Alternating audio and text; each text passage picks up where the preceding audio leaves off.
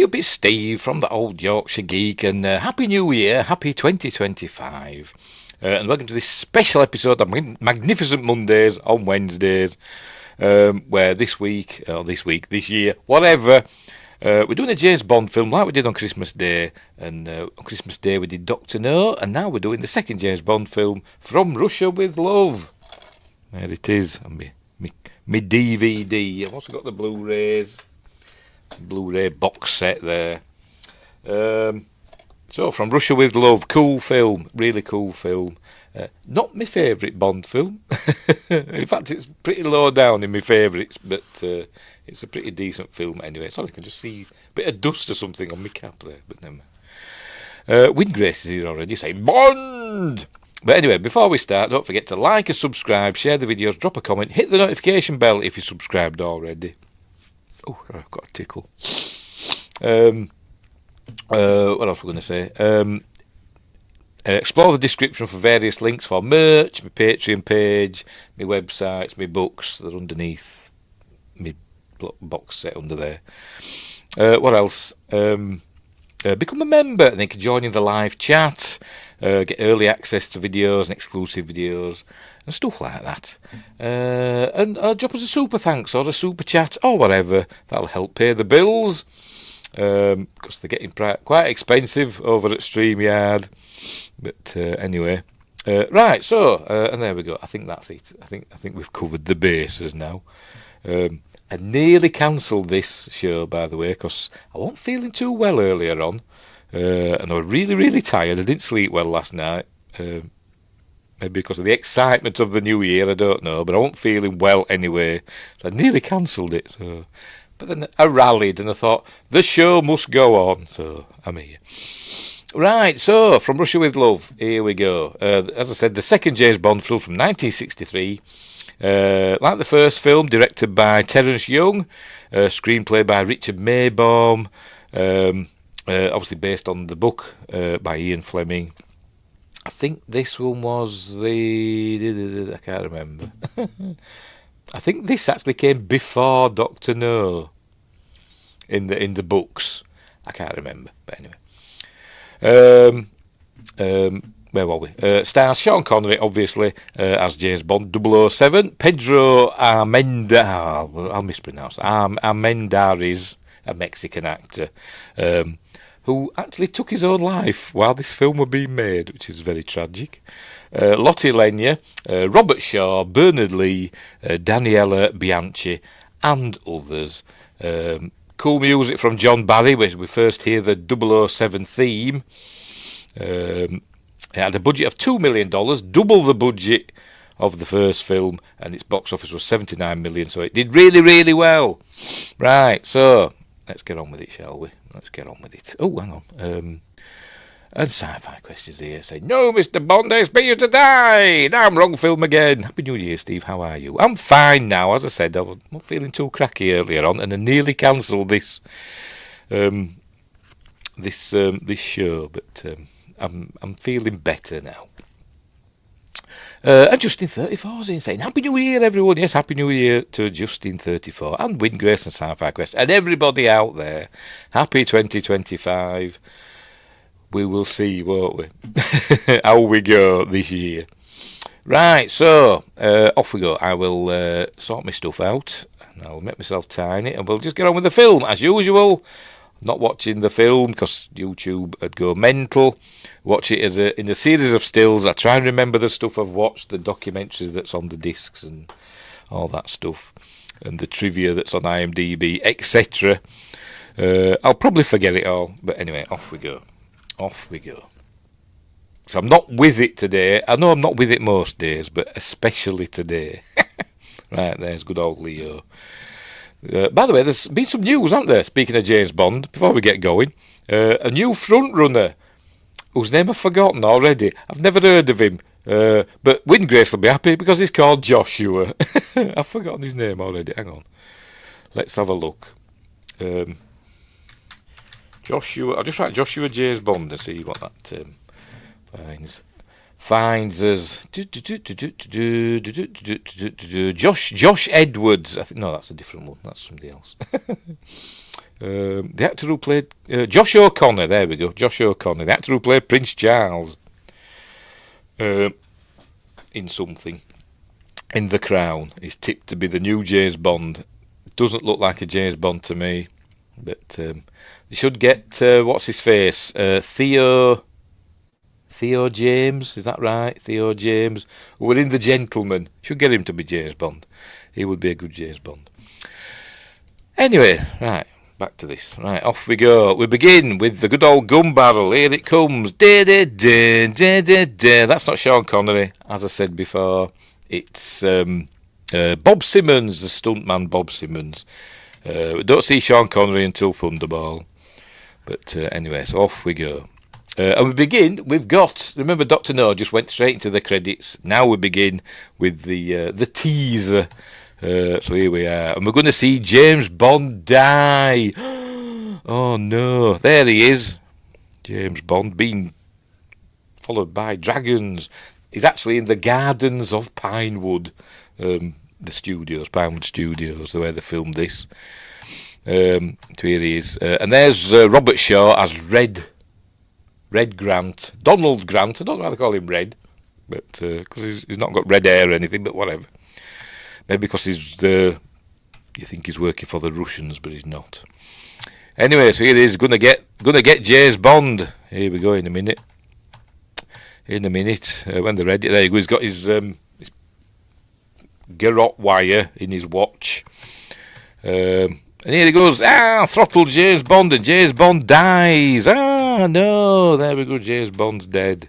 He's killed James Bond as Quint from Jaws. All the lights come on at this stately home. I don't know where that is. Is that at Pinewood as well? I don't know. Let's have a look at the filming locations. Oh, Heatherden Hall at Pinewood Studios. So yes, it is part of Pinewood Studios. As the spoilers, Spectre headquarters. It's mostly filmed in Turkey, by the way. Is this with some bits filmed in Scotland that were supposed to be in Turkey, but they couldn't film them up in Scotland for some reason. I'm trying to see where else we've got. No, it's mostly Turkey. Like I say, he doesn't do a lot of globe trotting in these early Bond films, does he? Mostly in Turkey. Just it says Robert Shaw was a great actor. Yes, he was. He was an amazing actor and an author and playwright and all that stuff, wasn't he? What a man of many talents. Liked his booze as well, didn't he? Unfortunately.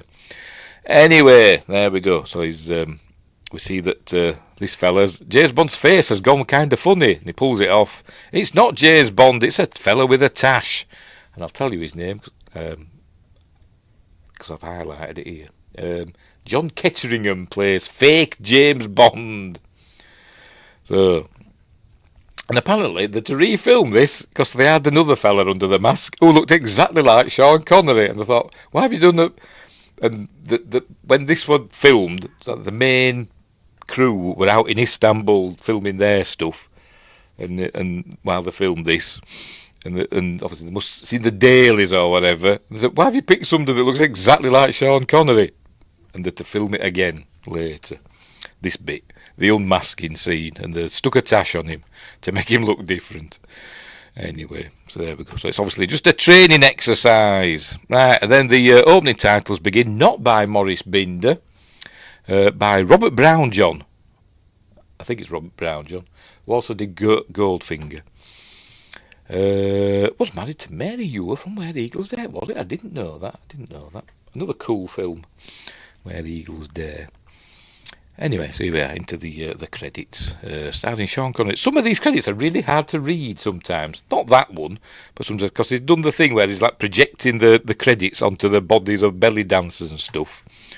And some of them are tricky to read with all the jiggling about, such as that. Right. I'm sure, unless it might be at the end. It might be in the end credits. I don't know. I'm sure Desmond Llewellyn makes his debut in this film, and I'm sure he don't get a credit. I looked at IMDb, but so I'm just checking. I want to check now. I'm sure he's not here. No, he's not in these bits because he's not that prominent, is he? But he's not. Let's go forward again. Come on, chop, chop, chop, chop, chop. He's not there, is he? Eunice Gayson returns as Sylvia Trench. Still a terrible name. Walter Gottel as not as General Gogol, as somebody else. As Mort Zenny, a Spectre chap. Lois Maxwell returns as Moneypenny. Martin, it's Martine, isn't it? Martine Beswick. Or is it pronounced Beswick? I don't know. Appears, and but no, there's no Desmond Llewellyn, is there? Keep going. Hang on, no Desmond Llewellyn. Don't get a credit unless he's on right at the end. I don't know. I don't think he is, but we'll see when we get there. Right, so a title song. We get a title song. It's the first Bond film to have a title song. Dr. No didn't. It just had the music, didn't it? This has From Russia with Love. We're not hearing the song in the opening credits. We hear it at the end, sung by the amazing voice of Matt Munro. He's got one of the most amazing voices ever, Matt Munro. But he was like a 40-a-day smoker, wasn't he? But anyway. They were written by Lionel Bart, the music by John Barry. I told you, but some of these stuff were hard to read, wasn't it? Giving it all the tales of the unexpected and all that. Anyway, there we go. Directed by Terence Young, they got him back in. And we begin. There we go. The Venice International Grandmasters Championship, as in chess. There's that fella. You may know him if you watch UFO. The Jerry Anderson series, he was a main character in UFO, like a doctor chap, wasn't he? I'll tell you his name, if I can find it. Vladek Shabel, who plays Kronstein. His name's Kronstein, a.k.a. Number 5. So he's a grandmaster in chess. He's supposed to be an amazing strategist for Spectre. Anyway, so he's playing away, and he gets a message. Look, you are required at once, and the Spectre symbol. So he basically has got to finish this game quickly. So he just quickly does a move. But earlier on he did the move, and he said check, and I was looking, and I didn't see a check in it. What he'd done, it moved his knight from there to there.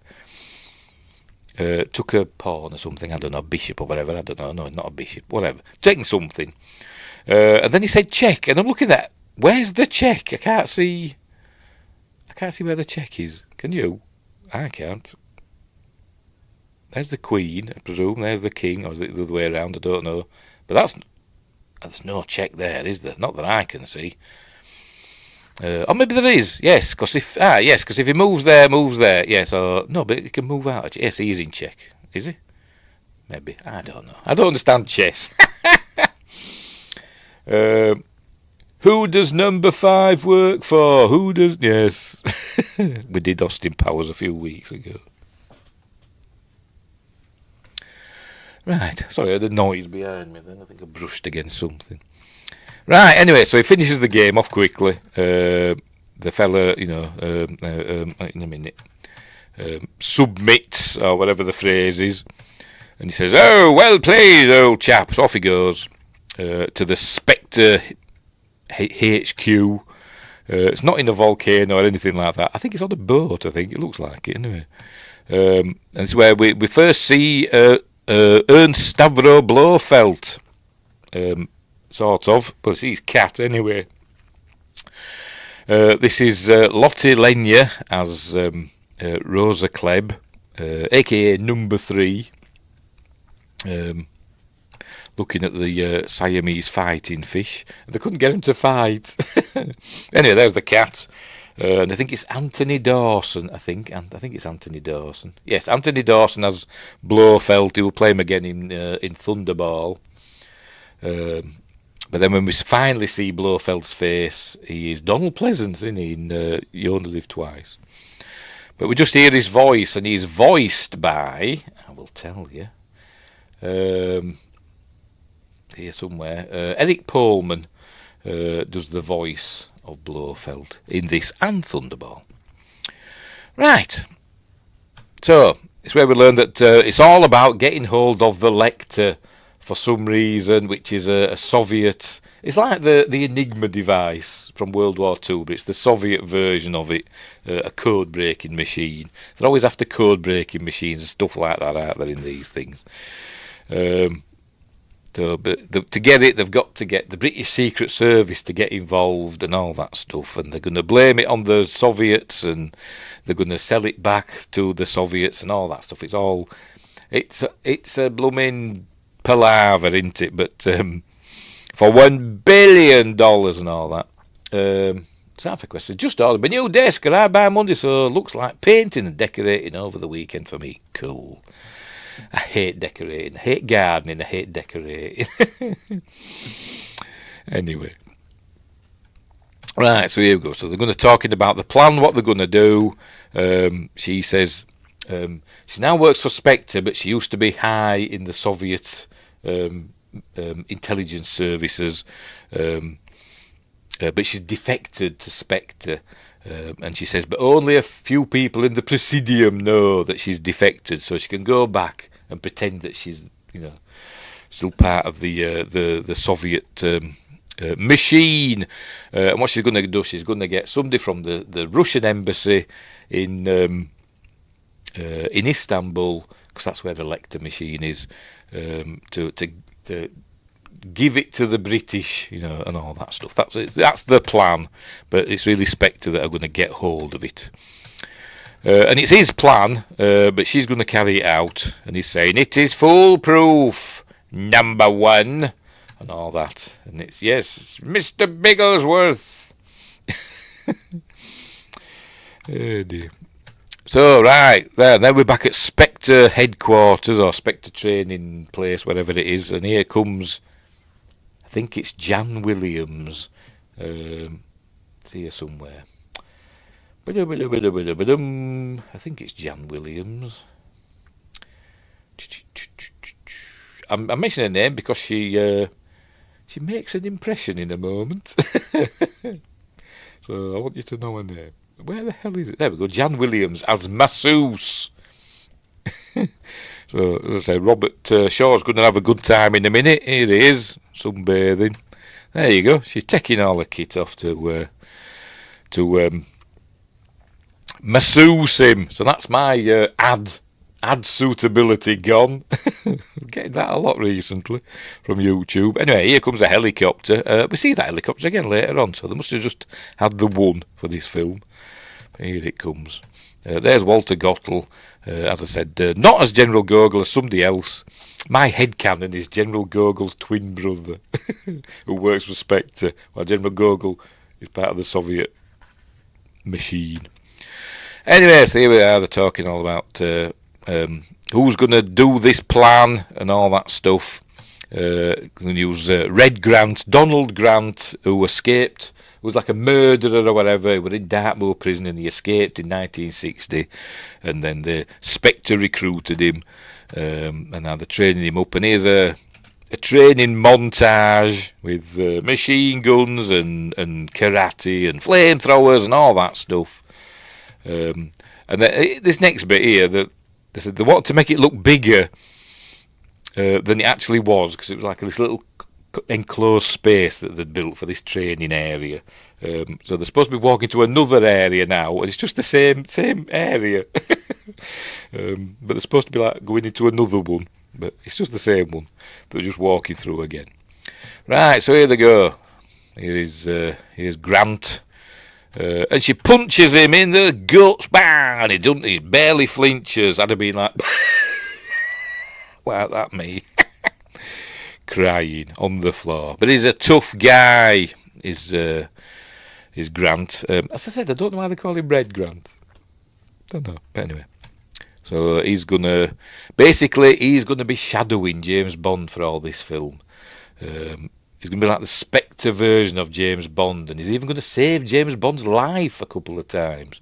But anyway, right, here's the Russian consulate. There you go, in Istanbul, and here comes Tatiana Romanova, played by Daniela Bianchi. There she is with the blonde hair. Don't know who these are, but There she is, former runner-up in Miss Universe competition from Italy. She's been overdubbed, as is usually the case with these films, particularly in the 60s. They did a lot in the 60s, didn't they, in the 70s, overdubbed leading ladies. No, it's not Constantinople, it's Istanbul, not Constantinople. But if you've a date in Constantinople, she'll be meeting you in Istanbul. I like that song. Where were we? I forgot what I was going to say now. Well, yes, she were overdubbed by, I will tell you that as well, Barbara Jefford overdubbed her voice, because I don't know if she wasn't very good at speaking English or whatever, I don't know. In the commentary, in the documentary that's on the discs, there's interviews with her. I think they're from the early 2000s, I think, the interviews. Or maybe the late 90s, whenever the DVDs came out. Hang on, what does it say on here? Bloody hell, I can't read that writing. Where's my magnifying glass? The writing's so small. Does it say? I can't see it. Come on, give us a... Can't make it out. I think they're late 90s, early 2000s, weren't they? I think when the DVDs came out, so... And she's still a handsome woman, but she spoke Italian and with the translator and that. So I'm guessing she didn't speak English very well. Anyway, she were overdubbed by Barbara Jefford. Right, so she got a note. She's got to go and do something. She thinks she's working for Mother Russia. She's a loyal citizen of Russia. So she's going off to meet Rosa Klebb. There's Red Grant. Watching, sneaking about. There she is in a Soviet uniform. That's her pretending to be working for the Soviets, and she's saying she's filling her in on what she wants her to do. And me. So there we go. So that's her job. By the way, I put subtitles on, have I? There we go. There you go. Oh, she's a corporal. That's her rank. So she's got to basically seduce this fella, this an agent from the British Secret Service. I think catch him when he's trying to steal the lector. But I think in the book, which I've not read obviously, but in the book she decides to defect early on. But in the film it's a little bit later. But let's say, as soon as she's seduced by James Bond, she's with him forever until the next film. But anyway, here comes James Bond punting down the, I guess it's the Thames, probably. The punting on any other river, I don't know. But here we're going to see, there's James and Sylvia Trench. Snogging and stuff.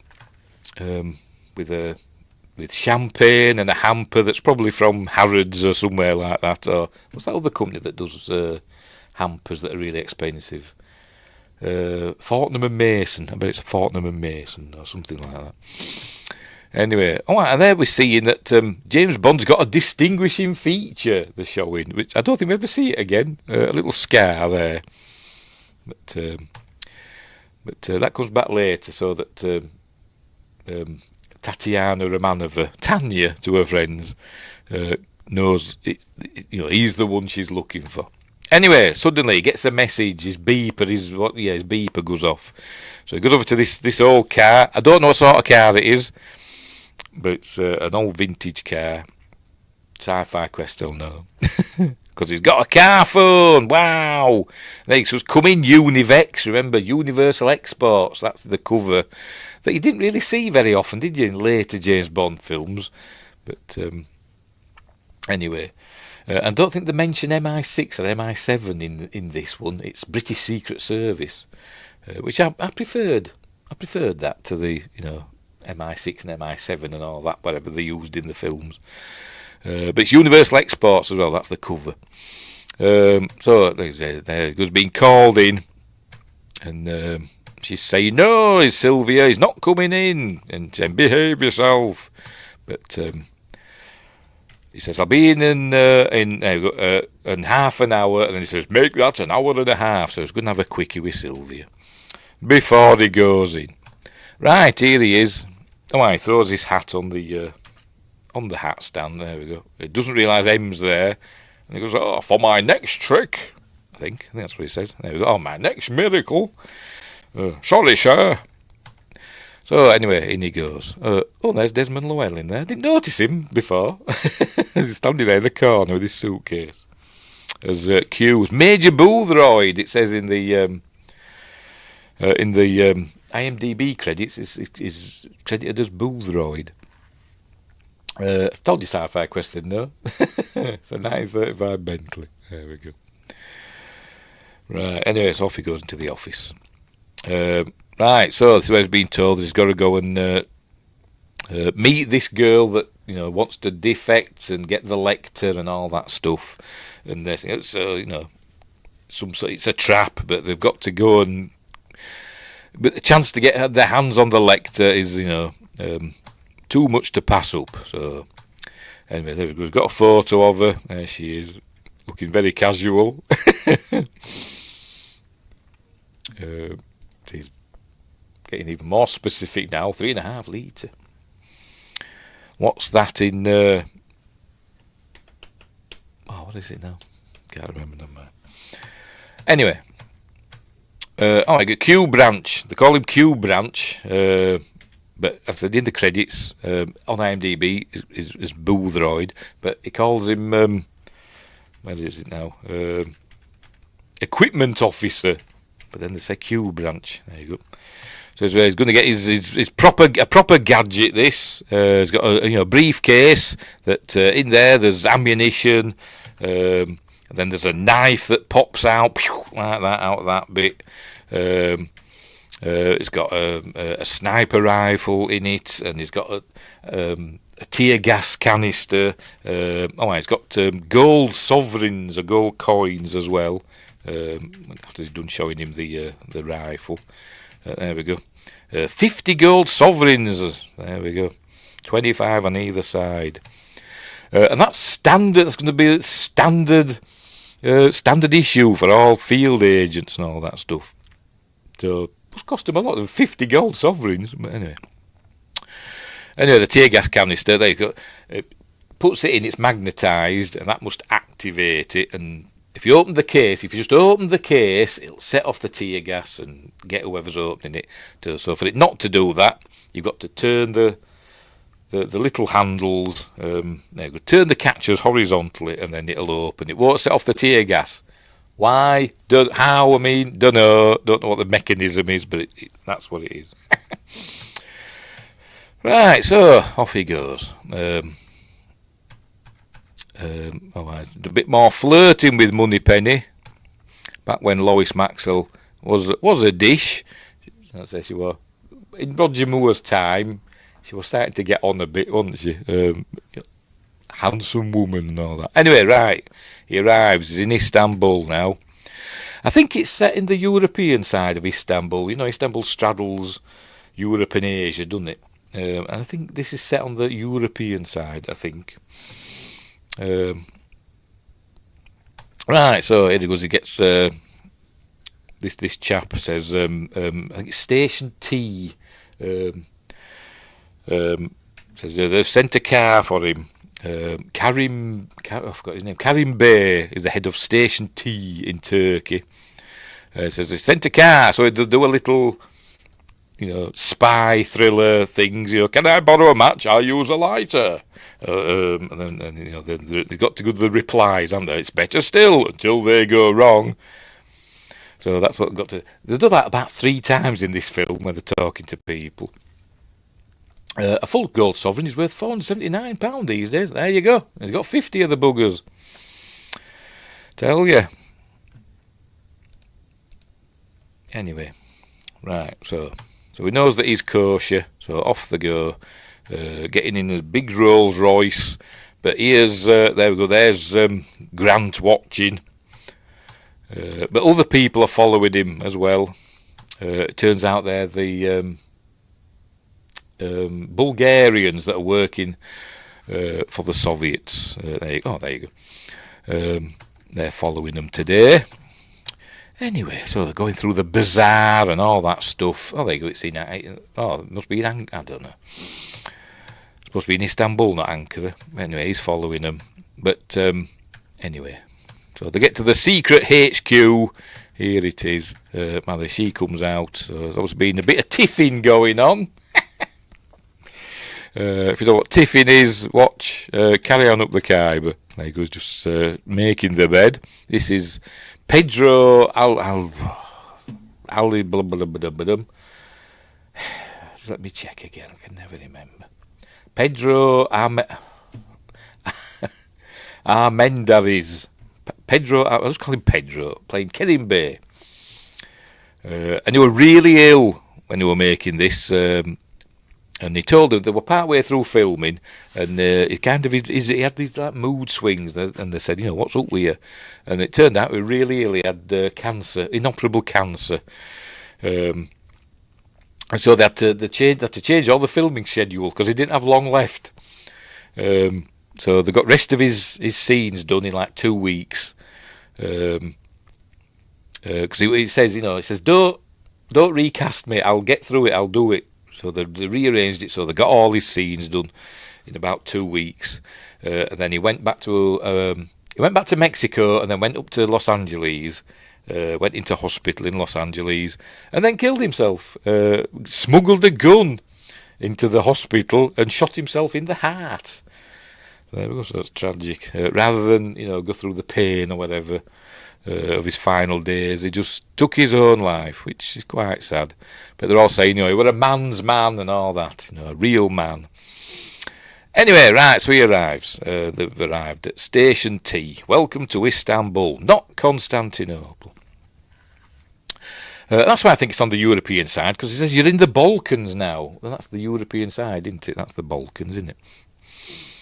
The other side is Asia Minor, isn't it? The main part of Turkey.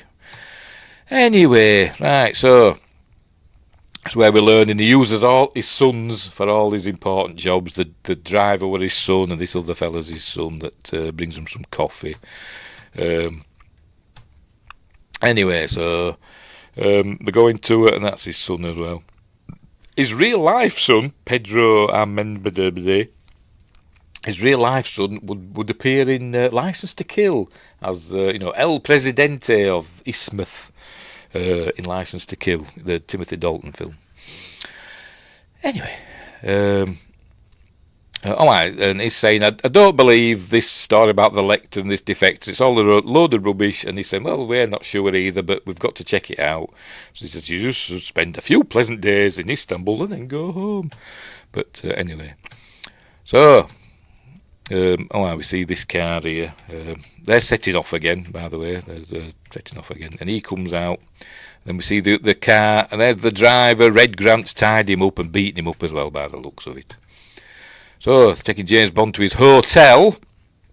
There you go, he's calling himself James Bond as well. He's not like Mr. Sterling or some other name. He's just saying, I'm James Bond. I don't know if he says Bond or James Bond in this film. You know what? I don't think he does. I could be wrong. I don't think he does. Anyway, let's go back again. I want to know if he says it here. No, just say James Bond. James Bond, I have a reservation. Anyway, so they take him up to his room 32. And this is where this music's playing. The James Bond theme's playing like mad. And all he's doing is walking around the room. Have a listen. In a minute. Oh, after he's tipped, he reminds me of John Carradine. I know it's not John Carradine, but it just reminds me of him, the porter or whatever the hell they call him. He gives him his tip, and then suddenly checking the room out, and the music kicks in. What he's doing is looking around behind pictures and stuff. But anyway, whatever. Looking for bugs, and he finds lots of bugs. There we go. Sees that the phone's bugged as well, so he picks up the phone and says, I'm sorry, the room's just not good enough. So they said they're going to put him in another room, the bridal suite, which is probably just as bugged, and I don't even know if he goes in there. Maybe he does, maybe he doesn't, I don't know. I don't even know if he goes back to this hotel. Can't remember, but anyway. So obviously he's been spied on. Actually, no, he does go to the bridal suite, and he should have just stayed in the room he went in to start with, to be completely honest, because something happens in that room that wouldn't have happened, I don't think, if he'd have stayed in this room. But anyway, never mind. Right, so here we are in Istanbul. Looks a bit of a shithole, doesn't it? I must admit it. I don't want to go there, but never mind. Maybe it's nicer today, but there's Red Grant. He's dropping that car off, and outside the Soviet embassy, and then he gets in this other car and drives off. I think it's Rosa Klebb that's driving, I think. This fella goes and checks the car that he's left, and oh no, he's dead, he's killed the other fella. Yes, she's not driving, she's just in the back. And then he goes, who can the Russians suspect but the British? Because they're playing them off each other. Because it's Spectre, the Special Executive for Counterintelligence, Terrorism, Revenge and Extortion. Anyway, then we hear a call to prayer. Then we see the mosque.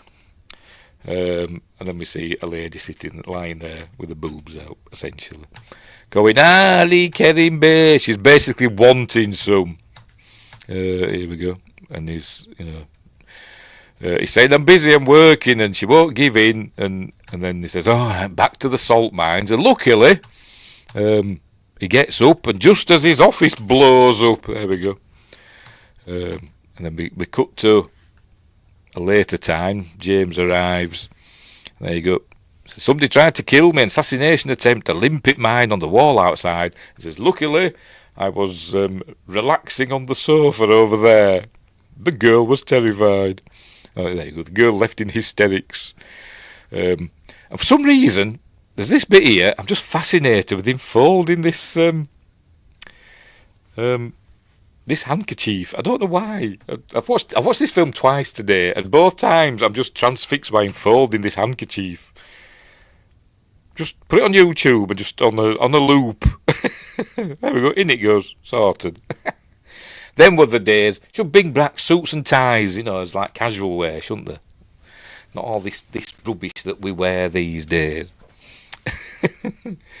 Anyway. Right, so he's obviously suspecting it's the Russians, but it's not likely, and I think Bond suspects that Spectre might have something to do with it, but not yet. I think it's Smersh, which is the Soviet version of the British Secret Service. Anyway, so taking him, they're gonna see what's going on at the Russian embassy. So he says, I've got a way to find out. So they head down through a secret door that's behind a tapestry or whatever, and they head down into the reservoirs that I think are real underneath Istanbul. Built, he says, built by Emperor Constantine. So when it was Constantinople. So off he goes on a little boat. They go to the Soviet embassy, and he's got a periscope that he can just look at the Soviet embassy. I'm guessing the top part of it's hidden, but and they've never found it. But anyway, so there we go. He's having a look. Maybe it's in the wall because we can see a bit of something there. I don't know, but there you go. He's spying on him. He says, I can see all these people, and he's saying who they are. There you go. General Vasily, Ministry of Intelligence, at the head of the table with a ball patch. Put your hat on, mate. That's Kozlovsky, Chief of Security. I don't know if he's telling us, because we're not going to see these people again. We see him again, briefly. And then Ben's one of his agents. And then there's somebody else that's there. So they can't see it. So he goes, let me see. So he's going to have a look, he's James. And then Tatiana Romanova comes in the room in a minute. They see this fella first. He's an assassin, as it said there. Krylenko is an assassin, and he's thinking, that's him that's just tried to kill Kerim Bey. There you go. Use him as a killer. Just the man for the limpet mine job. Anyway, then Tatiana comes in the room. I'm just going to show her. Just a minute. There she goes. There she's come in the room. And that's not Daniela Bianchi. Because According to Terence Young, he didn't like her legs, and she walked in an ungainly gait. So he got somebody else in, because you never see her face in this bit. So he got somebody else in to be her legs. But she's like a Miss Universe, or nearly a Miss Universe, so her legs can't be that bad, can they? But according to Terence Young, she had terrible legs. What were it's here somewhere, I've seen it somewhere. If I can find it. There we go. Director Terence Young disliked Daniela Bianchi's legs and used a stand-in for the scene where Bond spies on the Russian embassy in Istanbul with a periscope. Additionally, film editor Peter Hunt tried to excise as much footage of the actress walking as he could, finding her quite splay-footed, which he felt made Tatiana look somewhat ungainly. Ungainly. Like, Anyway, I never forget a freckle. Oh, what's that one off? I can't remember. I know that. Yeah, I can't remember what it's off now. It's eluding me. Anyway, right. So they've spied on them. They know that the Soviets are trying to kill him. So right. They've sent the Rolls Royce with his sons off in another direction for the bad guys to follow, and they're heading now for the gypsy camp. He says you shouldn't return to the hotel. We'll go somewhere else. To the gypsies that he uses, and it's created a blood feud between the gypsies and the Bulgarians. So, but meanwhile, here's this fella that I forgot his name already. The assassin chap. He's getting ready. There's going to be a big attack coming up. But right, so here they're going to have gypsies.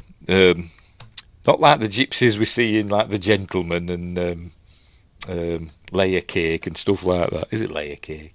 I can't remember that film with that Guy Ritchie film. These are like more romantic gypsies, aren't they? Where they do like belly dancing, and girls fight to the death over a man in a minute, 'cause that's what Martin Beswick's going to do. Oh, aye, he's going to kill a man throwing a knife at it, and it does like a proper sound effect as he throws it. In fact, we'll listen to it. Are you ready? Like a bloody arrow thing sound effect, wasn't it? Anyway. So there's what they're watching, the belly dancing, blah blah blah, very nice. And right, so these two, Martin Beswick, I always thought it was Beswick, but whatever.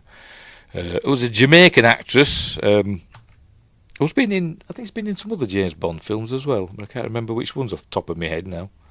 She's been like Hammer films as well. She's gonna have a fight with this other lass over a man. So we're gonna see that. So a bit of but before they can finish, because one of them was about to stab the other, she's about to stab her, and then all hell breaks loose, and the bad guys come bursting in, shooting and stuff. There he is, that what a Krylenko or whatever, I don't know, coming in and shooting and all that stuff. James is going round doing his bit. But we see that, gets that fella, misses.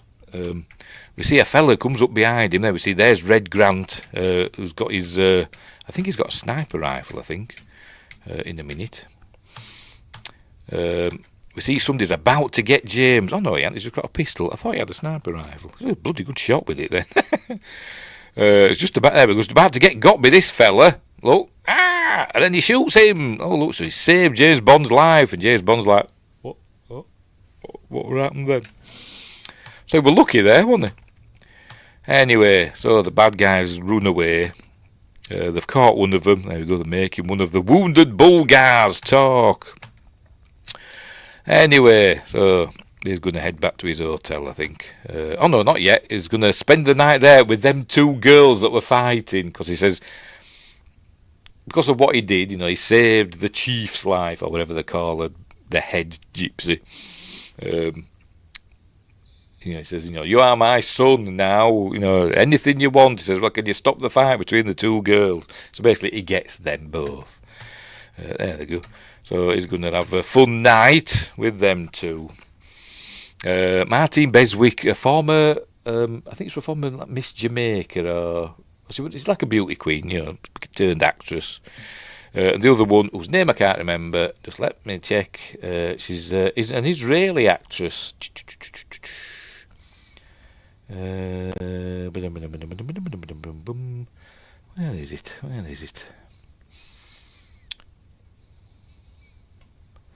Come on, Martine, where are you? Oh dear. Bear with me. I can't bloody find it. Tell you. Are they in alphabetical order? Oh, are they? Yeah, yes. I think it was Gul Ducat. No, it's not that. No, I can't find it. Never mind. Anyway, she was a beauty queen. Represented Israel in like the Miss Universe. Anyway, so he's going to get... He's going to be up all night shagging, basically. That's what it is. Anyway, next morning, he's all happy, and they must have forgotten about that other fella, and they'll probably end up fighting over James now, but he's buggering off, and he'll never see him again. They're all there going, bye, James, bye. Good see you, ladies. Right, so... Karim Bey says, right, we've got to sort out that fella that's just tried to kill him twice. He says, he's tried to kill me. So on the third time he'll succeed, so they've got to get him first. And this is where he lives. He lives in an apartment behind that poster. And they're going to use James Bond's sniper rifle. Here he goes, putting his sniper rifle together. And, oh, look. Bit of product placement for Saltzman and Broccoli. Bob Hope and Anita Ekberg in... Actually, yeah, Call Me Buana, which I think was the film that they made before this. Anyway, so there you go. Some people are going to call at his house. Oh no, they're his sons. He says they're going to call at his house to flush him out, and watch your mouth, because that's where his window is, or his escape route. There you go. Out he comes. All right, and he says to James Bond, he says, I've got to take the shot. So he does. And shoots him, so that's the end of him. So, right. Anyway, he goes back to his hotel room now. Guessing this is the bridal suite. There you go. He's ordering some room service. Green figs, yoghurt, coffee, very black. Let's get a burger, mate. Bloody hell. Green figs. And he's into the bathroom. Then he hears a noise. And then he goes in. A bit of nudity coming up. Which surprised me. There we go. There you go. A bit of nudity. Don't know if that's Daniela Bianchi or a body double. I don't know. But she's heading into bed. There she is. Ready for him. So he's going to have another good night, isn't he? I hope he gets checked regularly. Down there. But anyway, there we go. But then we see, before that, there we go, blah, blah, blah, blah, blah. There we go. We see that they're being filmed. Dun, dun, dun. James Bond sex tape through a... so is there one of those... Would that have happened in the other room anyway? Or... I don't know, but anyway, never mind. Right, so... She's off somewhere. James Bond's following her. Or whatever, or the meeting. That's the Bulgarian, one of the Bulgarian agents that's, following them. But then Red Grant kills him, as we'll see. We're supposed to think it's James Bond that's killing him, but because you can see, 'cause James Bond's watching him there. There you go, she's setting something down, obviously. Information. Because remember, she's supposed to be working for the Russians. She's not really defecting, She's been a loyal Soviet agent. But then we see somebody's got this fella, and we think it's James Bond. There you go, you see him walking off. But it's not. It's Red Grant, who's dressed exactly like James Bond. There you go. So what's he got here then? Is this some... why? There you go. showing us where the lector is. X marks the spot. There you go. Anyway, right, so it's got the map. So that's what they're going to do. Oh, and he says he's going to set the date for the 14th, because he suggests the 13th, and he said, oh, no, the 14th. But they're going to do it on the 13th. He's going to tell her the 14th, so that, you know, she doesn't, like, tip him off or whatever, and catch him. So he's going to go the day before, she thinks. Anyway, so yeah, they're having a meeting on the on this ferry across the Bosphorus, I imagine. I don't know, but pretended to take pictures with her, of her, but it's really a recording device, and she's going to tell him all about the lector. There we go, and what's going on, and what it looks like, and all that stuff, and what keys it's got on. There we go. Little product placement for Ever Ready. Are they still going Ever? Can you still get Ever Ready batteries? I don't know. And then I don't know what happened. Did he post the tape off to M? So is this like, you know, a day later, or did he like do? I don't know. But put it in the diplomatic pouch, and it got flown over there within a couple of hours. I don't know, but anyway, M's got the tape now, and he's listening to it, and all the big wigs are listening as well. So there we go. So in he goes. He's going to go into the Russian embassy, or the consulate, or whatever you want to call it. You know, saying he wants a visa. So they keep saying, "Is your clock right?" You can see there, it's 3 o'clock. He says, "Is your clock right?" He says, "Yes, always." So he goes. Then he goes up to him and says, "Are you sure your clock's right?" He says, "Yes, it's a Russian clock, so always." Boom, and everything blows up. Are you ready? There we go. Always, boom. There we go. The clock falls. Oh dear. So in the melee, the confusion, he goes sneaking off, because remember, he knows where to go because he's got the map. Got a gas mask as well. He must have had in his pocket, I don't know, but anyway. Puts that on. Comes across one fella who's doing his job properly in a minute. There he is. But James Bond sorts him out. Gives him a judo chop. There we go. Judo chop! And they grab the lector on. She says to him, "I thought it was tomorrow." And he's, you know, "Today's the 13th. He says, "Well, you know, something about being unlucky or whatever." What does he say? There we go. Hell of a time to be superstitious. There we go. So off they go. By the way, the explosion, forgot to mention, it was Karim Bey underneath, setting off this massive explosion. And it looked like he were right next to where the explosives were. We'll go back. We'll go back and I'll show you. Here we are. He's waiting. There we go. So he's right there. And it's a huge explosion. But anyway. And it sets off tear gas and everything as well. Anyway. So they get out through the hole. And apparently, this is real fire brigade and real police and real ambulances and stuff that come. Because what they did at the building in Istanbul, they did actually set off, you can see it there in the background, all smoke. They just set off like smoke pots and stuff to make it look as though it were on fire. And they forgot to tell anybody. They forgot to tell the authorities. So all the fire brigade, ambulances and everybody came. And crowds of onlookers as well. But anyway, they get out. Here we go. Come out in, like, you know, the market or whatever. There we go. And they go running onto the Orient Express. Then remember that's Benz, who we saw at the table earlier. He spots her, and she says, "Oh, that's Benz." And he says, "Well, it's too late. We've got to get on the train." But as we see, Red Grant's on the train. Pardon me. There he is.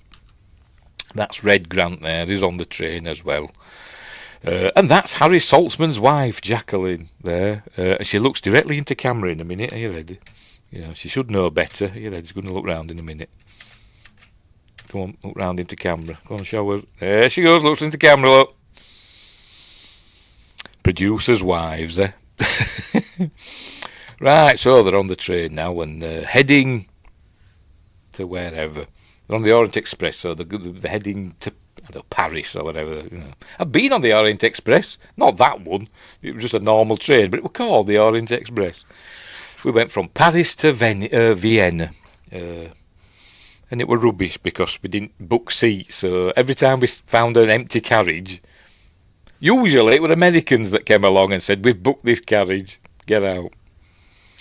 But never mind. Anyway, right. So they've arrived. By the way, these are sets. They didn't film this on a train. The Sid Kane was the set designer. They didn't have Ken Adam for this film. They had Sid Kane, and he went on the actual Orient Express, like took photos and stuff like that, and he said it was a bit tatty. So they recreated the interiors, but made them a bit more glamorous and tidy.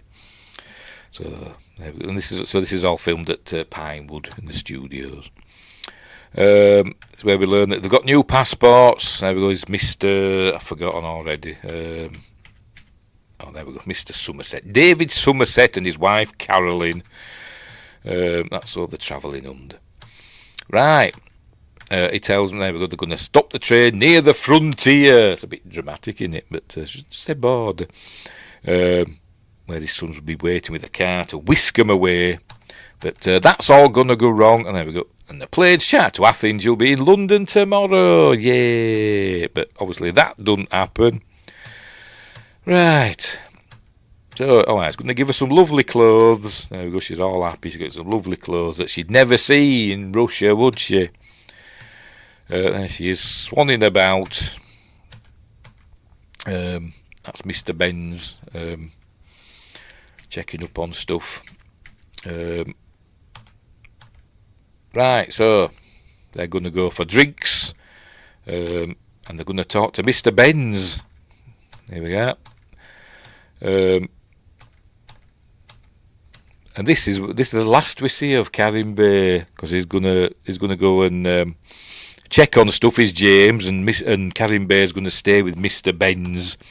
I keep thinking of that kids show, Mr. Ben, when I said that. But anyway, so he leaves them together, and he says, "There you go. I've had a particularly fascinating life. Would you like to hear about it?" And he goes, "Oh, really? Right." Oh, and that's his last line in the film. Anyway. There we see Red Grant's arrived, put his gloves on, so we know somebody's going to die. James goes and checks on Tanya. Obviously, they've done it again, because she's having a cigarette. Oh dear. Right, so they're going to go. They're going to go and have tea. It's tea time. It's 6 o'clock. They've got to go and have tea, and they're all chemistry between them. It's all lovely. And by the way, Sean Connery had the last word on who were going to play Tatiana, and he picked Daniela Bianchi. So there we go. Right, so off they go. They're going to go to. They're heading for the restaurant car, but the guard, the rail guard, comes and says, "Oh, look, something terrible's happened. There's been a terrible accident." So he tells her to stay in there, keep the door locked. This is where we find that he's dead. Both Benz and Karim Bey's dead. There we go, knife in his back. So, and they're saying they've killed each other. But we know better, don't we? We know better. So James tells the guard that nobody should know about this. He's a very influential man and all that stuff. We'll sort it out when we get to, I think, Belgrade, I think he says. And everything. The train goes, this is the frontier. The train just keeps going, it doesn't stop. And then we see there's Karim Bey's sons there, waiting. Obviously the train doesn't stop, so they obviously know something's up. They go, Karim's dead. So he gets angry with her now, because his friend's being killed.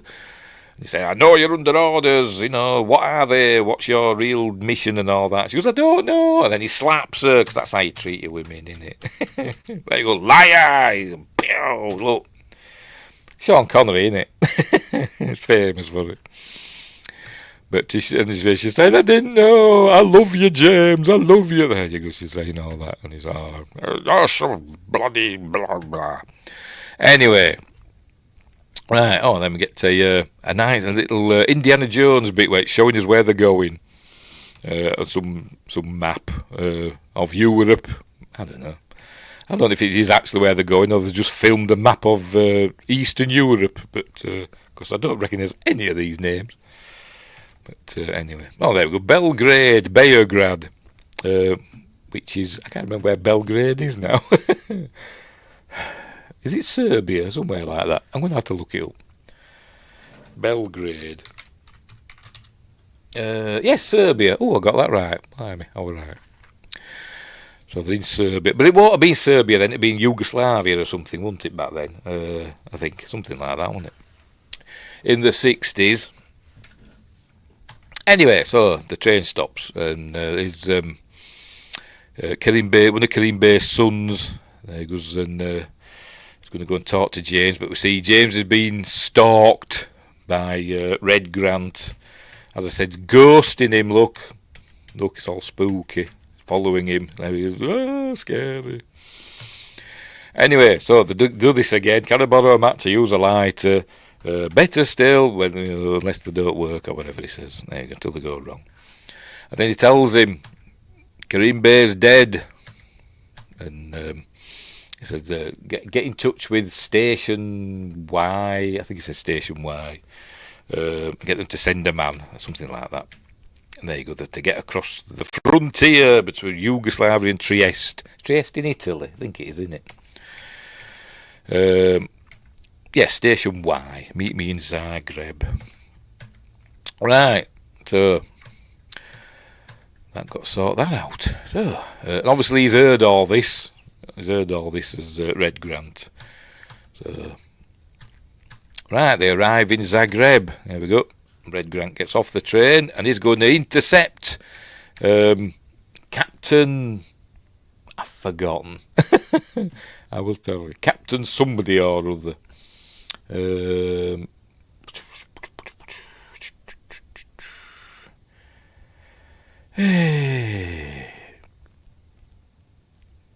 Just bear with me. I'm looking it up. I am. Where the hell is it? Bloody no. I can't find it. I've seen it in here as well. I've seen it. But I can't, because I'm looking for it, I can't bloody find it. It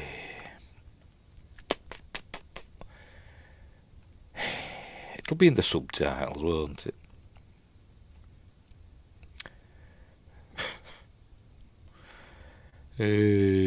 Man in a punt. Sorry, I'm just looking at the credits. Where the hell is it? No, not there. I'm sure I've seen it. As we're going through credits, I saw it. Captain, what's his face? Captain Nash, there we go, found it at last. Played by William Hill, who would go on to form a string of bookmakers. Anyway, so Captain Nash of Station Y is supposed to meet James Bond. There he is. All dressed, must be standard uniform, these grey suits that they wear, and the hat, Trilby hat or whatever. And he's got the briefcase, remember, that's now standard issue. So he's waiting. But obviously Red Grant comes up and he probably says, I'm James Bond 007, let's go and have a chat over here. And then they go into the WC. Does that say Lou? I don't know, because we just see the OO bit. There's an L there that says Lou. I don't know. It's a mystery. Anyway, but it's the WC, the water closet. So obviously he's killed Captain Nash and taken his stuff. And now he's going to pretend to be Captain Nash. And then he knows the password. So they'll do that again. About the lighter and all that. And he keeps calling him, there's my card, old man. And all that stuff. So they're going to go to the carriage there. He introduces everyone, and there we go. All being all pleasant and stuff like that. I think Bond's, suspicious-ish. But anyway. Anyway, they're going to go for dinner. They're going to send Nash with Tanya, and he says, I'll be there in a couple of minutes. But so while they're going, he's checking through Nash's briefcase. He knows how to open it. Look, got to turn the catch to open it.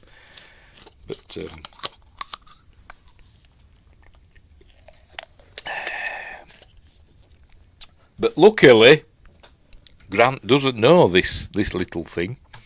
Anyway, it's going through it and seeing that it's just, it's a proper, it's the case that Captain Nash would have had. Anyway, he's going to check on Bond, but here he is. There you are, old man. I was worried something had happened to you. Anyway, so they're going to have dinner, but then he gives himself away because they're ordering fish, and he orders red wine with fish. Bond gives him a look, but doesn't let on. So, anyway. And he knocks over. I've knocked over your drink, Tatiana. And bit of fish. It needs some chips and stuff, doesn't it? A bit of batter. Some mushy peas, but never mind. Knocks over a glass. I'll pour you some more. And then as he's pouring, it's not being very surreptitious. I'd be saying, hang on, you've just put a pill in there. Oh, you've just put a pill in. I just saw you do it. But no, they weren't paying attention. So he's obviously spiked her drink. There he goes, having his red wine with fish. Look, what savage. Anyway, so they're heading back to the cabin.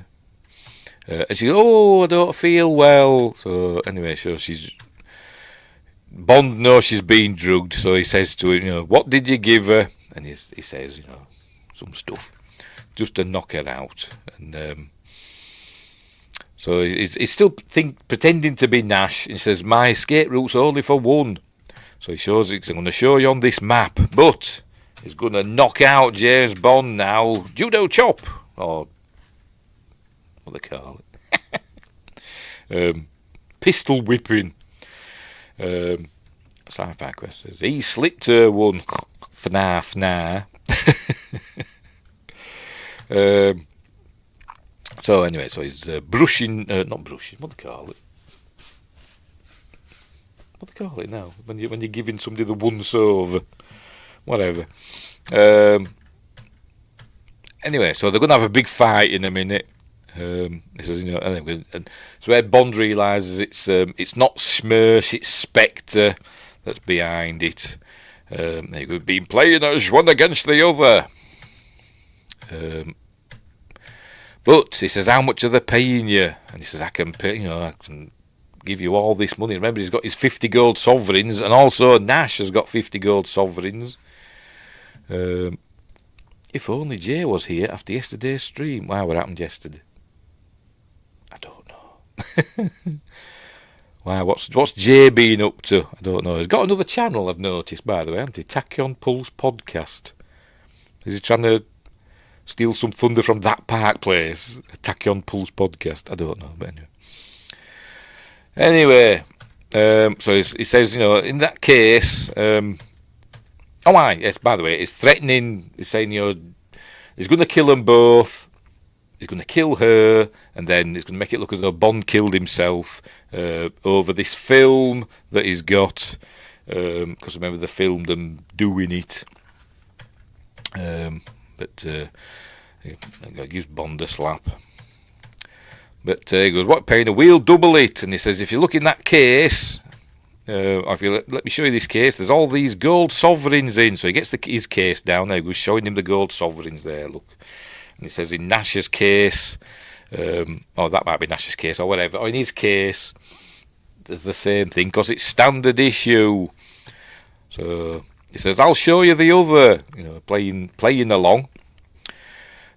Playing him along, should I say. He says, no, I will, bit of reverse psychology. He says, no, I'll open it. And obviously, he doesn't know to turn the catch. And here we go. And 3, 2, 1, boom! Tear gas goes off. They say it's tear gas, so wouldn't it affect James Bond as well? I don't know. It must be, doesn't last very long, apparently. But anyway. So they have this big old fight. Here we go. Big old fight in the in the cabin.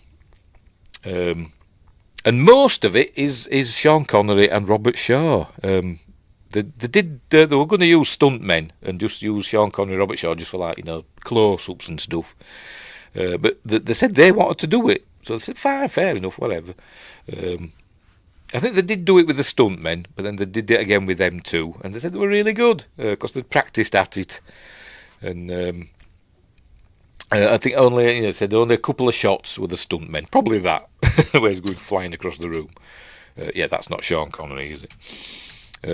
But so most of it were them two, Sean Connery and Robert Shaw, beating each other up. But anyway, so they're fighting away, and he gets his I can't remember the bloody call it. Garrote. He gets his garrote wire out of his watch in a minute, and they're fighting away, and beating. There we go. He's got the garrote wire out, and he's throttling James Bond. But luckily, remember he killed James Bond that way at the beginning of the film, didn't he? But luckily, Bond remembers he's got the knife that's in the briefcase, and he flips that out and stabs Red Grant in the arm, and then reverses the garrote, and he starts throttling. There we go. He starts throttling Red Grant and kills Red Grant. And I thought, oh, is that it? You want the main, bad guy or whatever to go out like in a big explosion or whatever, don't you? Or something more dramatic, not just being strangled to death. But anyway, so he's killed Red Grant. So there we go. He's won. And he takes his money. Says, you won't be needing this, old man. Takes his money as well. Right, so he wakes her up. Says, come on, wake up. We've got to get off the train. Luckily, the train stops because there's a fella here having trouble with his truckload of flowers. So that were fortunate, wasn't it? It just happened to stop there. But maybe it's maybe that was arranged by Nash. Yeah, I think it was actually, wasn't it? This is Nash's escape route. Right, so they get off the train in this day for night shots. Anyway, sorry, what were we saying? We talked about Anna de Armas. Jay said he'd slip her one. All right, to which I responded, I'd rather her be conscious. Okie dokie. She's very lovely, is Anna de Armas. She's going to be in that, what they call it, Ballerina, isn't she? That John Wick spin-off. She was good in the James Bond film, wasn't she? She was in the last one. I forgot what they call it now. That To Die thing. I forgot what they call it now. Which I didn't mind. No Time to Die. She was in No Time to Die, wasn't she? And she was quite good in that. Anyway.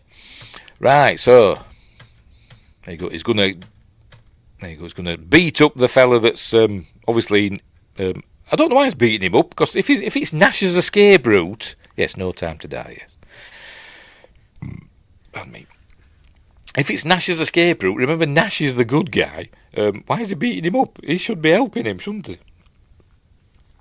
But because Red Grant just like commandeered Nash's stuff, didn't he?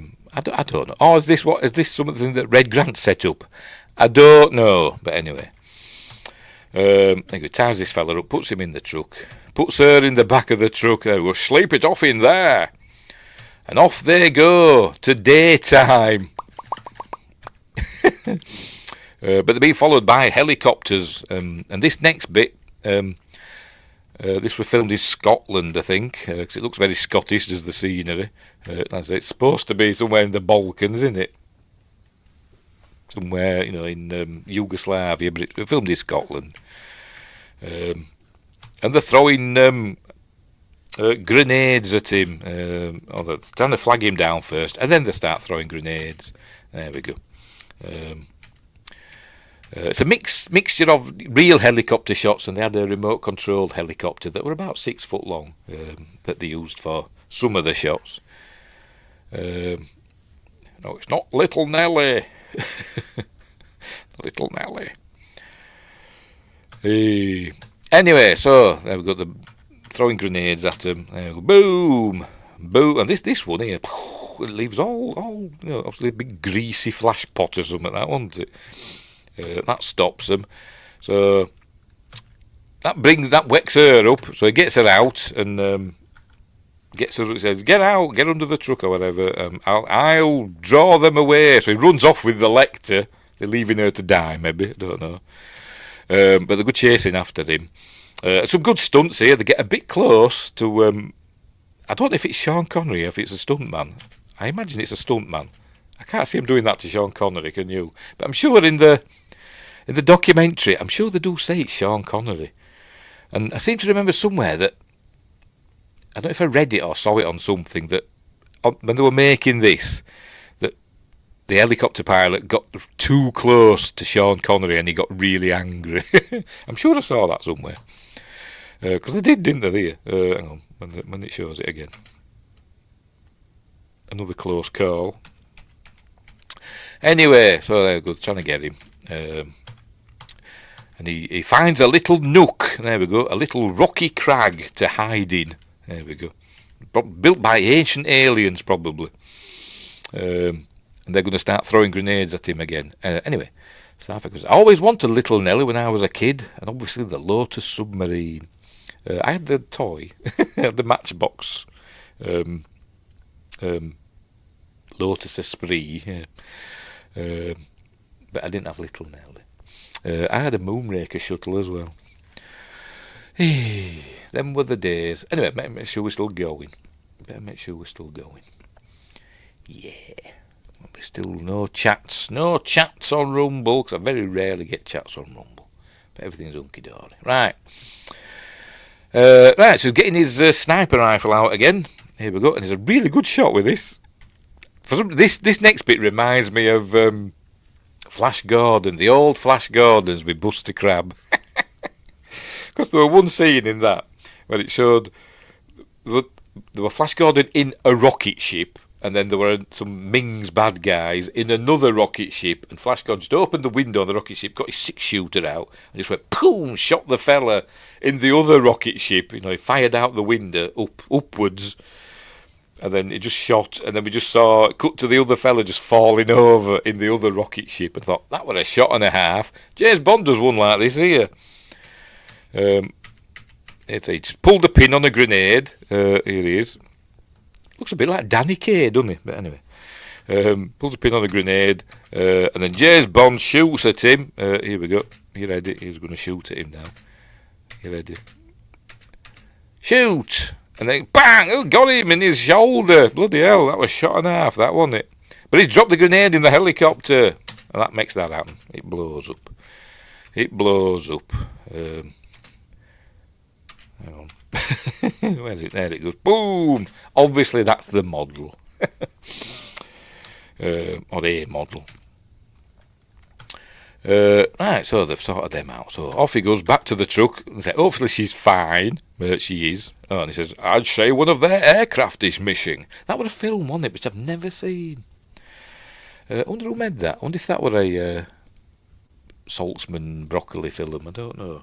One of our aircraft is missing. 1942 film, all right. Right, fair enough. I've not seen it. I bet Sci-Fi Quest has. But I've not. But I have heard of it. Right, fair enough. Right, so they're heading out. There we go. They're still in the truck. They head to the. They must know where to go. There's just one road, and they've just headed for this boat. It tells him to get out, get in the boat, and off they go. It just pushes him off, and he does this like super stupid dive. Just isn't your day, is it? Leap! Just falling, like, leaping. Anyway, so off he goes. She finds it really funny. There you go, she's saying we've got a pistol, some flares, flare pistol, some flares, and stuff like that. That's all that's in there. But it says, well, we're heading for Trieste or whatever. We're just going. I presume this is like the Adriatic, innit? Is it the Adriatic? Yes.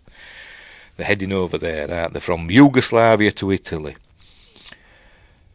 I forgot about the Moonraker boat, the Glastron CV-23HT, until I grew up and realised how ugly it is. I think it's kind of cool, is that boat in Moonraker. With the... what's it called? Bloody hell. the gliding thing, whatever they're called, that comes out. It's cool. And it's got gadgets, so it's ace. Anyway, right. They've got plenty of fuel, and off they go. But number one is not happy. They've got away, and I said, Grant is dead on the train. What do you have to say, number 5? He says, well, it's her fault, and she's saying it's his fault and all that stuff. Yeah, I've just looked it up.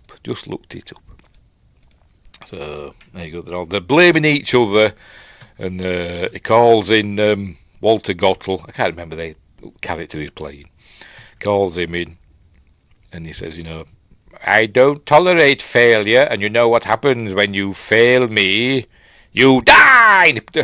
Don't press a button, but as we say, we go, Walter Gottel's got a boot with a blade in it. It's a poison blade. And we think he's going to kill number 3 because she's sweating, look, poor Rosa. But gets him instead. There we go. And he dies in 12 seconds, I think he says.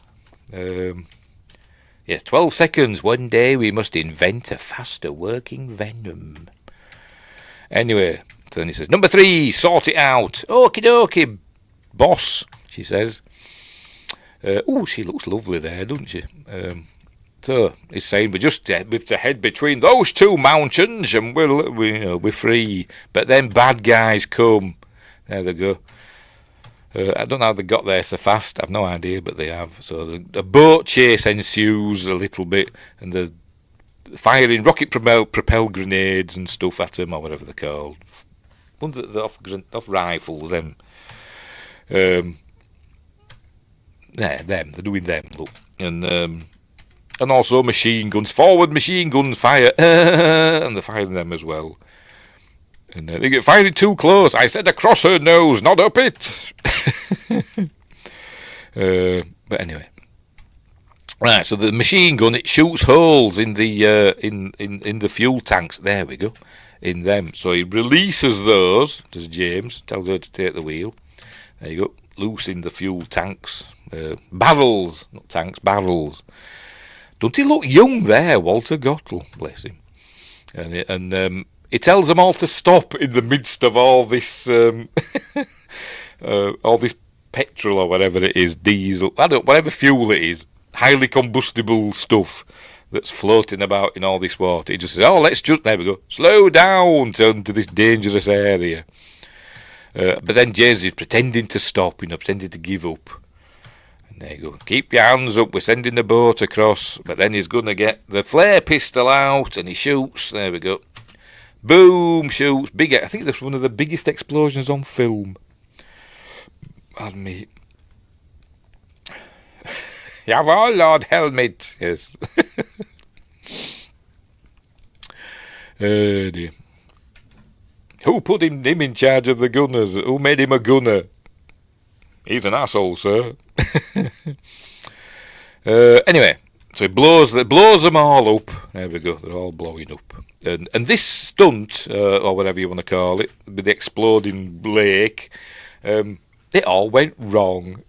It was supposed to be a one-take deal, and they got ready. John Steers did the special effects for this, so they got ready. They got it all ready, and they said, right, we'll do the thing, where he pretends to fires the flare gun, and then when you're ready, blow everything up. So they did that, and then they found out there'd been a miscommunication, and they blew it all up during a rehearsal, and they shouldn't have done.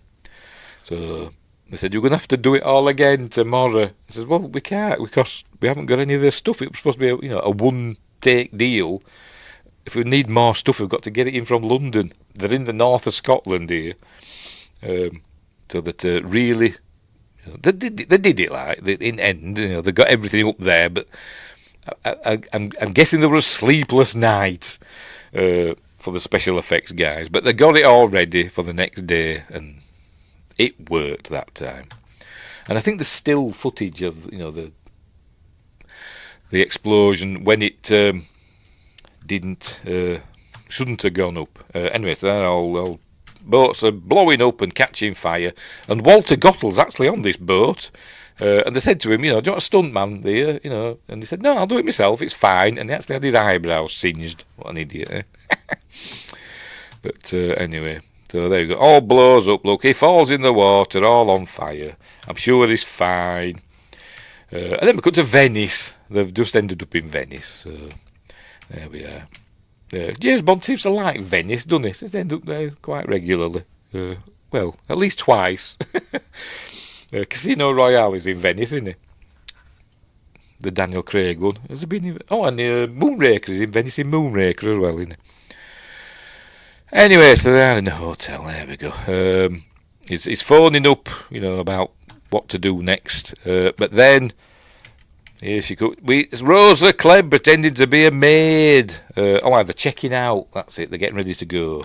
And she grabs the suitcase. There we go. And the lector, sneaking out. Obviously, she knows who she is. And he's like, no, leave that, I'll take it. But then she gets a gun out, because she's a baddie. And she orders Tanya, to do her bidding. But obviously Tanya's not gonna help her, and she's gonna help James, and knocks the gun out of her hand. And then James, apparently this happens in the book, this bit.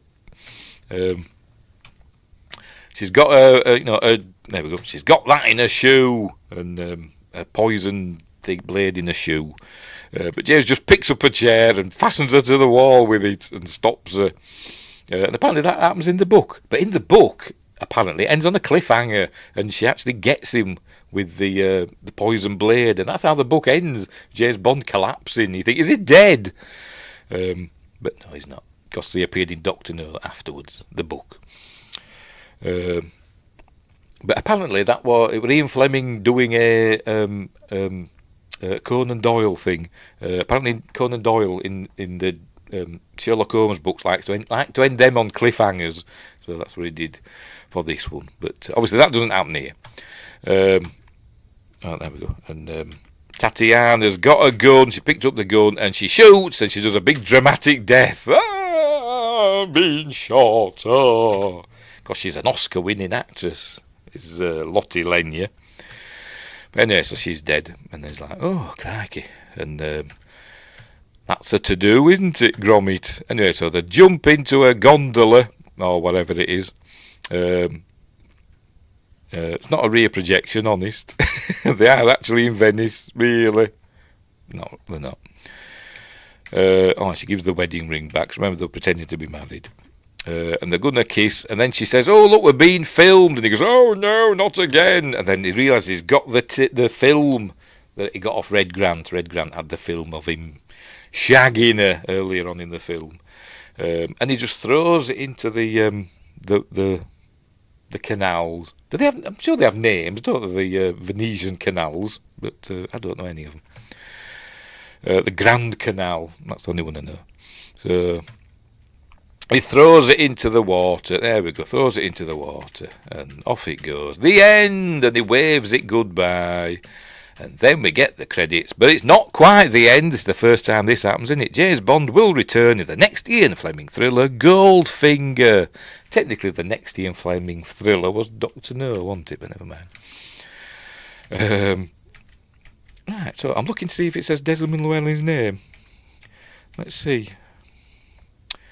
Desmond Llewellyn, are you there? Can't see it. Lois Maxwell. There, but Ernst Blofeld's got a question mark. Anthony Dawson played him.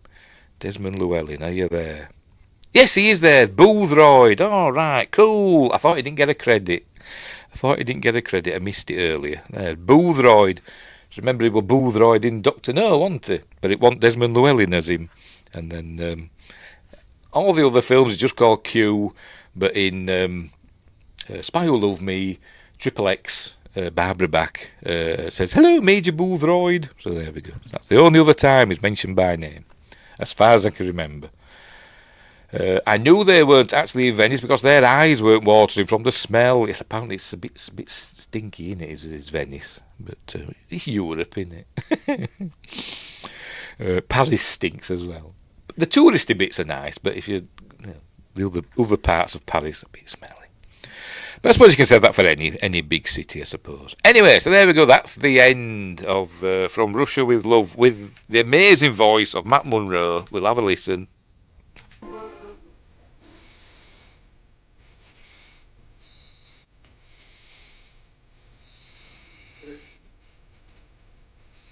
Amazing voice. Anyway, so there we go. That's the end, and it just goes off. There we go. The end. So good film. I do like From Russia with Love, but it's not my favourite James Bond film.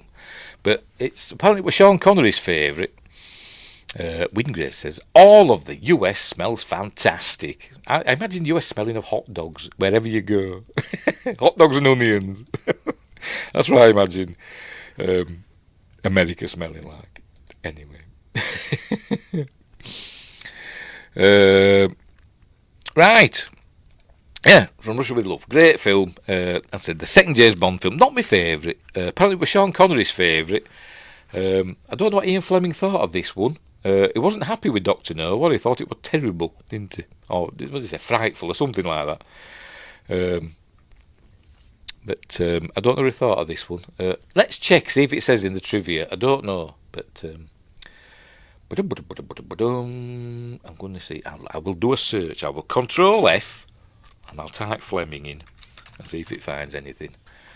It was the final James Bond movie released during Ian Fleming's lifetime. He died 1 month before Goldfinger 1964 was released in the UK. By the way, the original plan for the Bond films, they were going to do one every year, release a James Bond film a year, and Saltzman and Broccoli, and then do other films in between.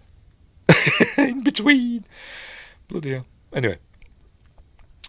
So like I said, we had Dr. No in 62, this one in 63, Goldfinger 64, Thunderball in 65. Then we had a break, didn't we? Then we had You Only Live Twice in 67, and on the Master's Secret Service, that's 68 or 69. I can never remember. But anyway, then they weren't every year, were they? Right, anyway, what I'm looking for, Ian Fleming, right. Oh, yes, it was From Russia with Love was in John F. Kennedy's top 10 favourite books, published in Life magazine in 1961. I think it was number 9 in his top 10. So there we go.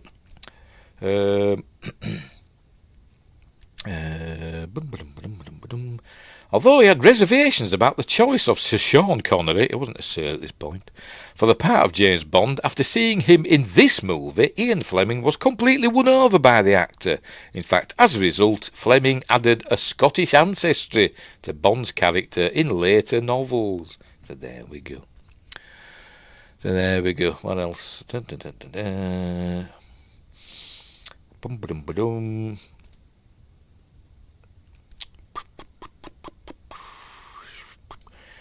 Not seeing anything about Ian Fleming not liking it. Maybe he did like this film, because if he liked Sean Connery in this, if this won him over, then he must have liked the film, mustn't he?